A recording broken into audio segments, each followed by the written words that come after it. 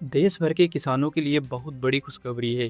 अब urea, DAP जैसे खादों के लिए किसानों को ज़्यादा परेशान नहीं होना पड़ेगा।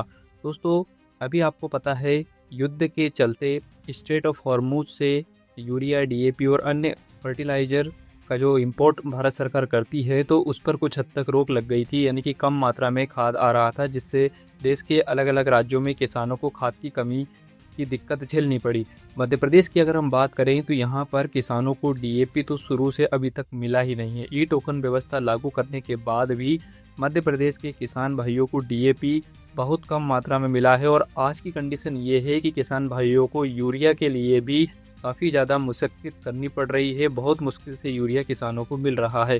लेकिन अब उन सभी किसानों के लिए बहुत बड़ी खुशखबरी आ चुकी है।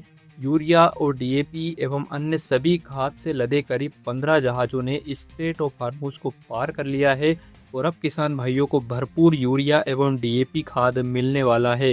तो किसान भाइयों, आज इस वीडियो में हम इस खबर के बारे में पूरी अपडेट आपको देने जा रहे हैं। सरकारी योजनाओं और नई अपडेट की जानकारी सबसे पहले पाने के लिए अभी हमारे चैनल को सब्सक्राइब करें, वीडियो को लाइक करें और बेल आइकन जरूर दबाएं ताकि कोई भी नई अपडेट आपसे मिस ना हो। ये जो खबर आप देख रहे हैं जागरण में प्रकाशित हुई है, जिसमें स्पष्ट रूप से आप हेडिंग देखेंगे तो किसानों के लिए राहत की खबर है। खाद से लदे 15 जहाज़ों ने पार किया स्ट्रेट ऑफ हॉर्मुज, अब सप्लाई की नो टेंशन। तो आगे हम बताएंगे कि कौन कौन सी खाद इस जहाज़ों के माध्यम से आने वाली है, कौन कौन सी खाद आपको ज़्यादातर मिलेगी। तो वीडियो को एंड तक ज़रूर देख लीजिएगा। किसान भाइयों, अगर हम बात करें यहाँ पर खाद को लेकर, तो देश के उर्वरक, तो इस देश के लिए, हमारे देश के लिए उर्वरक और कच्चे माल ले जाने वाले 20 जहाज़ों में से 15 जहाज़ों ने स्ट्रेट ऑफ हॉर्मुज को सुरक्षित रूप से पार कर लिया है।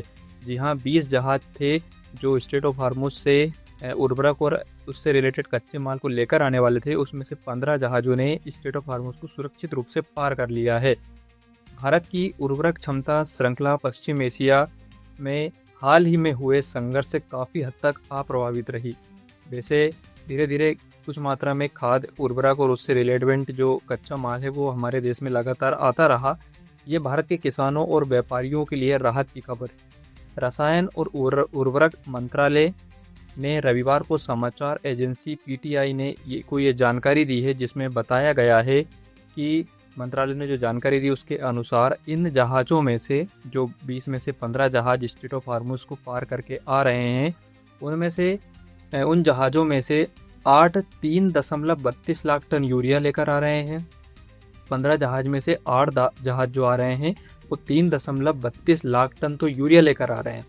उसमें से 4 जहाज़ 2.57 लाख टन डीएपी और 3 जहाज़ 1.11 लाख टन सल्फर लेकर आ रहे हैं।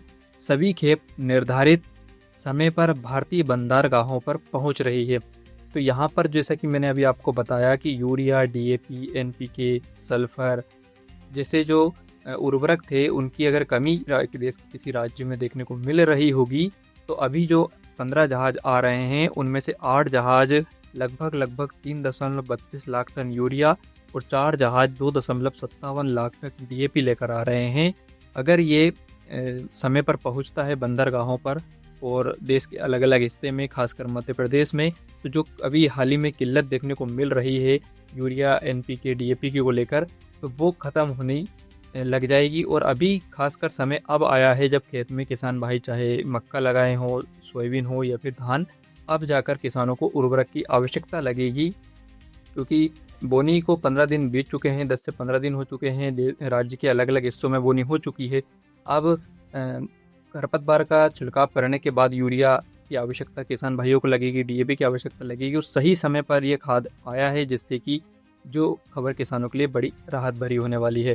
5 और जहाज़ों के शामिल होने की भी उम्मीद है। जैसा कि मैंने बताया था, 20 जहाज़ आ रहे हैं, तो 15 ने तो ये लेकर आए हैं और 5 और जहाज़ों के शामिल होने की उम्मीद है, जिसमें से एक 0.25 लाख टन अमोनिया ले जा रहा है और दूसरे में 0.45 लाख टन यूरिया है। मंत्रालय ने कहा है कि 2 अतिरिक्त यूरिया जहाज़ों और एक सल्फर जहाज़ के लिए लोडिंग भी चल रही है, और सभी खेप योजना के अनुसार पहुंचने की उम्मीद भी है। समय पर सभी खेप पहुंचने की उम्मीद भी है। जो 15 जहाज़ आ रहे हैं उसके अतिरिक्त 5 और आने वाले हैं। तो इस प्रकार से 20 जहाज़ों में यूरिया, डीएपी, एनपीके जैसे अन्य उर्वरक आने वाले हैं। और अगर हम बात करें भारत सरकार कौन कौन से देशों से यहाँ पर हमारे देश के किसानों की उर्वरक आवश्यकता को पूर्ति करने के लिए इंपोर्ट कर रही है। तो इसमें अगर आप देखेंगे तो भारत ने ओमान, मलेशिया, वियतनाम, जॉर्जिया है, नाइजीरिया, रूस, फिनलैंड, मिस्र, अल्जीरिया, तुर्की और नीदरलैंड से यूरिया की आपूर्ति की व्यवस्था की है।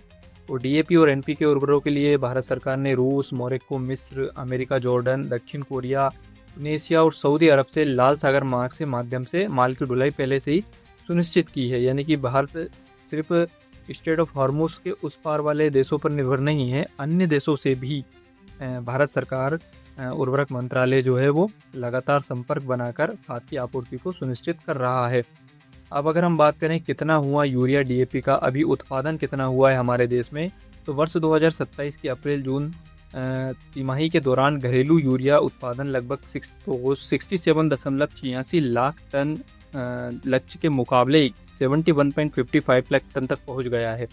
डीएपी का उत्पादन 8.61 लाख टन के लक्ष्य के मुकाबले 9.84 लाख टन रहा। वहीं एनपीके का उत्पादन 20.77 लाख टन और एसएसपी का उत्पादन 13.50 लाख टन रहा है।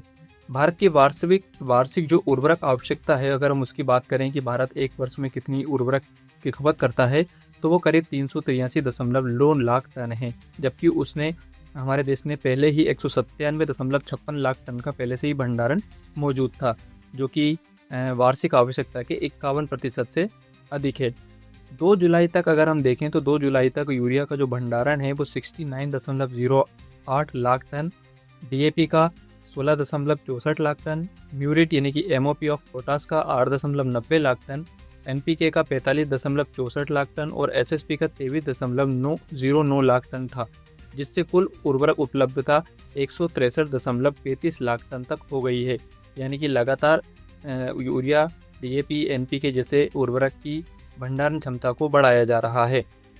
तो जो भी किसान भाई अभी यूरिया, डीएपी, एनपीके का टोकन बुक करने जा रहे हैं, उनको यूरिया नहीं मिल रहा है, डीएपी नहीं मिल रहा है, इस तरह की परेशानी अगर आप झेल रहे हैं, तो अभी आपको कुछ दिन 1 से 2 दिन का सिर्फ इंतज़ार करना होगा और फिर आप देखेंगे कि सभी एरिया में जब ये सप्लाई हो जाएगी तो फिर आसानी से आपको ई टोकन के माध्यम से, यानी कि मध्य प्रदेश में ई टोकन व्यवस्था लागू है तो यहाँ पर ई टोकन के माध्यम से बाकी अन्य राज्यों में जिस व्यवस्था के अंतर्गत खाद का वितरण किया जाता है तो वहाँ पर खाद का सुचारू रूप से संचालन वितरण किया जाएगा। सभी किसानों को ज़रूरत के अनुसार खाद सरकार उपलब्ध करवाएगी, क्योंकि यहाँ पर सही समय पर जो यूरिया, डीएपी, एनपीके खाद है उसको मंगाया गया है ताकि किसानों को डायरेक्ट खाद मिले और वो अपने खाद की आवश्यकता की पूर्ति कर सके। तो किसान भाइयों, अगर आपने अभी तक यूरिया, डीएपी, एनपीके का टोकन बुक नहीं किया है, किसी तरह की परेशानी आ रही है, तो आप बेझिझक हमें कमेंट करके बता सकते हैं। और अलग अलग ज़िलों में परेशानी देखने को मिल रही है, खाद के लिए टोकन बुकिंग की प्रॉब्लम काफ़ी ज़्यादा किसानों को, मध्य प्रदेश के किसान जो है उनको झेलनी पड़ रही है परेशानियाँ। तो आप ज़रूर हमें कमेंट करके बताइए, इस वीडियो को अन्य किसानों के साथ शेयर कीजिए। बहुत बड़ी खुशखबरी है जो भी खाद से रिलेवेंट है, फर्टिलाइज़र से रिलेवेंट है। वैसे ही मध्य प्रदेश से रिलेटेड और अधिक योजनाओं से जुड़ी जानकारी आप हमारे चैनल पर देख सकते हैं। तो आज के वीडियो में इतना ही। वीडियो को